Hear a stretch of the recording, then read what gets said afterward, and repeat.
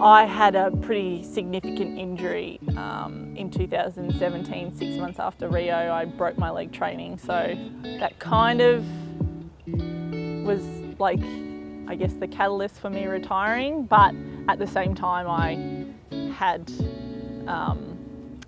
sort of made the decision after Rio that I was going to take it year by year anyway. So because I finished my university degree in 2014, and that was in nutrition, so I studied nutrition. I was doing a little bit of nutrition stuff on the side and I just wasn't really enjoying it, and I was like, oh, this is not good. Like, I spent like 8 years studying this and I'm not loving it.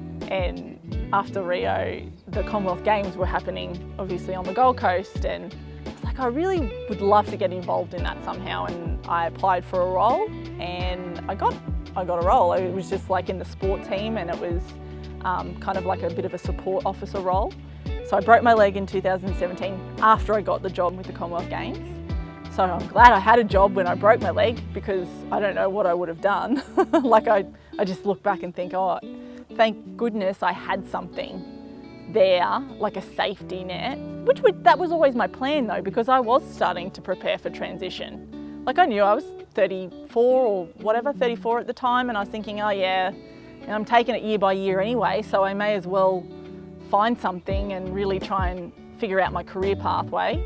Like, it's important to look for opportunities as well, and there were so many opportunities that I didn't take up when I was an athlete that I wish I did, like doing more workshops and personal development and leadership and networking, all that sort of stuff. Like, I did some of it, but I didn't do a lot of it. But I think if I did more of it, I would have been a lot more confident when I started the transition out of sport and into a career. Yeah, there's a lot more funded programs. So one of the good programs that are available to athletes now is the joint program with the AOC and the QAS, the Olympics Unleashed.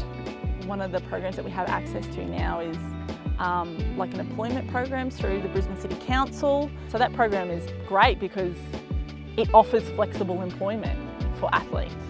You know, there's athletes that are out there that are training all day. They don't have the time to work. And that's just one example of flexible employment programs that the QAS are looking at.